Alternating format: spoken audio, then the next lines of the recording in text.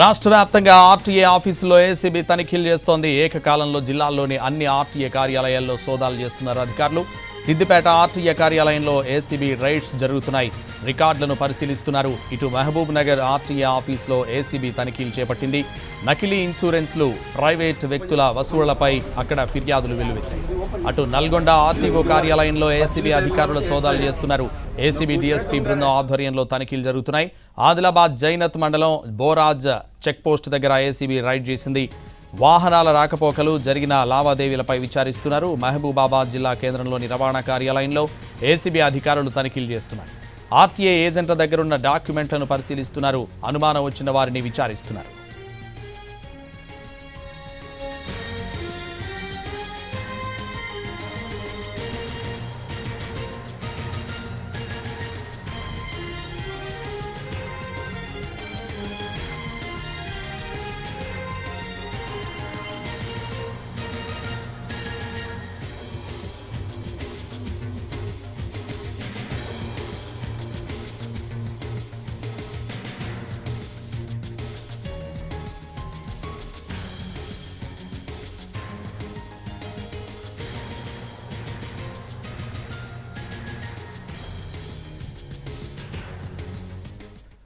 రాష్ట్ర వ్యాప్తంగా ఆర్టీఏ ఆఫీసుల్లో ఏసీబీ తనిఖీలు చేస్తోంది. ఏకకాలంలో జిల్లాల్లోని అన్ని ఆర్టీఏ కార్యాలయాల్లో సోదాలు చేస్తున్నారు అధికారులు. ఇదే విషయానికి సంబంధించి మరింత సమాచారం అందించేందుకు మా ప్రతినిధులు ఖమ్మం నుంచి భూపాల్, నల్గొండ నుంచి విజయ్ భాస్కర్ మరింత సమాచారం అందిస్తారు. ముందుగా ఖమ్మం నుంచి భూపాల్ అందిస్తారు. భూపాల్,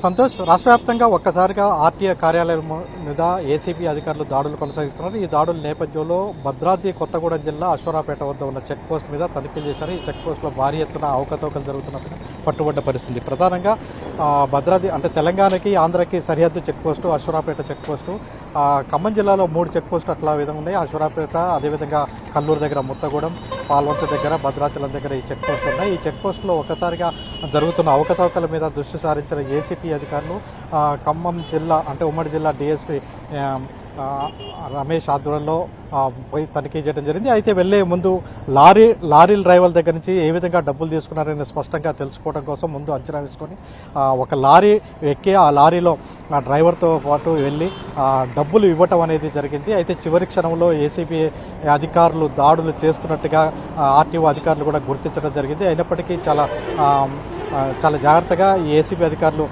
మొత్తం లారీ డ్రైవర్ల వేషాల్లో అక్కడికి వెళ్ళి పట్టుకోవడం జరిగింది. ఈ పట్టుకున్న సందర్భంలో వాళ్ళకి పెద్ద సంఖ్యలో తెలిసింది.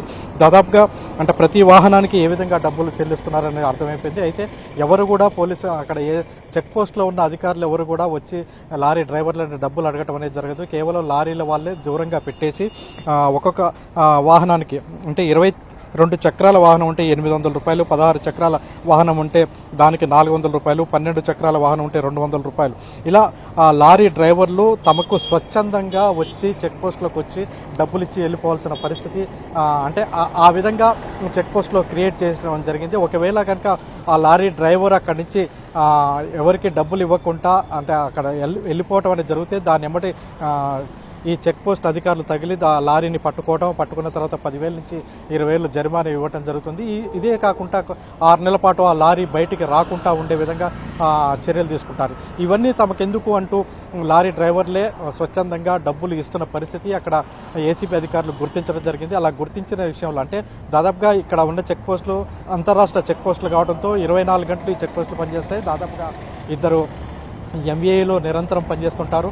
అదేవిధంగా ప్రైవేటు సిబ్బంది ఉంటారు. అయితే ఈ సిబ్బందికి సంబంధించి ఇక్కడ ఎటువంటి వీడియో విజువల్స్ కూడా దొరకకుండా ఉండేందు కోసం చెక్ పోస్టుల చుట్టూ చెట్లు పెంచడం అనేది జరుగుతుంటుంది. ఆ చెట్ల మధ్యలోంచి అంటే లోపలికి వచ్చిన తర్వాత అతను డబ్బులు తీసుకునే వ్యవహారం కానీ ఇవేవి కూడా బయట పడని పరిస్థితి ఉంది. ఆ విధంగా ఇదంతా కూడా ఒక అబ్జర్వేషన్ చేసిన ఏసీబీ అధికారులు అక్కడ రెడ్ హ్యాండెడ్గా పట్టుకోవడం జరిగింది. అయితే ఈ నేపథ్యంలో దీనికి సంబంధించి ఏసీపీ జిల్లా అధికారి రమేష్ చెప్తున్నది ఏంటంటే ఇక్కడ ఇప్పుడైతే ఎవరైతే ఉన్నారో వాళ్ళని తాము మాత్రం వాళ్ళ మీద కేసు బుక్ చేస్తున్నాం. దీనికి సంబంధించి స్పష్టంగా దొరికారు. ఏ వెహికల్కి ఎంత తీసుకుంటారు ఎలా అనేది కూడా అక్కడ వచ్చిన అంటే ఈ ఏసీబీ దాడులు జరిగిన సందర్భంలో దాదాపుగా 30 వాహనాలు అక్కడ లారీలు ఆగిపోయినాయి. వాళ్ళందరినీ అక్కడ వచ్చి వాళ్ళతో ఏ విధంగా డబ్బులు ఇస్తారు ఏంటి అనేది మొత్తం కూడా వాళ్ళతో రికార్డు తీసుకొని కేసు నమోదు చేస్తున్నారు.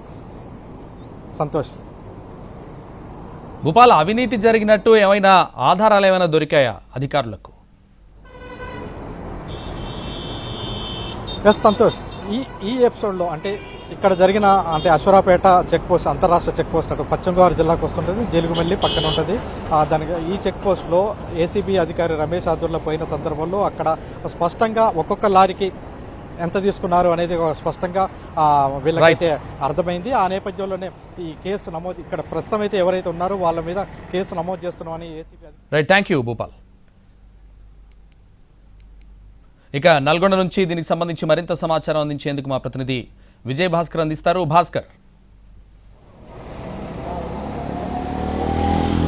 సంతోష్, నల్గొండ ఆర్టీఏ కార్యాలయంలో కూడా ఏసీబీ అధికారుల దాడులు కొనసాగుతున్నాయి. దాదాపుగా 2 గంటల నుంచి కూడా ఏసీబీ అధికారులు ఆర్టీఏ కార్యాలయానికి చేరుకొని ఇక్కడ ఉన్న అధికారుల్ని కావచ్చు, అక్కడికి వివిధ సేవల నిమిత్తం వచ్చిన ఎవరైతే ఉంటారో వారితో కూడా మాట్లాడే ప్రయత్నం అయితే చేస్తూ ఉన్నారు. చాలా కాలంగా ఆర్టీఏ కార్యాలయంలో డబ్బులు ఇవ్వండి, పనులు కావట్లేవు, పనులంతా కూడా ఏజెంట్లే చక్కబెడుతున్నారనే ఆరోపణల నేపథ్యంలోనే ఈ దాడులు జరుగుతున్నట్లుగా కూడా మనకు తెలుస్తుంది. దాదాపు 2 గంటల క్రితం ఏసీబీ అధికారులు ఉమ్మడి నల్గొండ జిల్లాకు సంబంధించిన డిఎస్పీ ఆధ్వర్యంలో ఈ దాడులు అయితే కొనసాగుతున్నాయి. ప్రస్తుతం ఈ తనిఖీలు కొనసాగుతున్నాయి. రికార్డులన్నీ కూడా పరిశీలిస్తున్నారు. అక్కడికి వచ్చిన వాహనదారులకు సంబంధించి ఎవరైతే ఉంటారో వారు ఎంత డబ్బు చెల్లించారనే అంశానికి సంబంధించి ఏసీబీ అధికారులు వారి నుంచి వివరాలు అడిగి తెలుసుకుంటున్న పరిస్థితి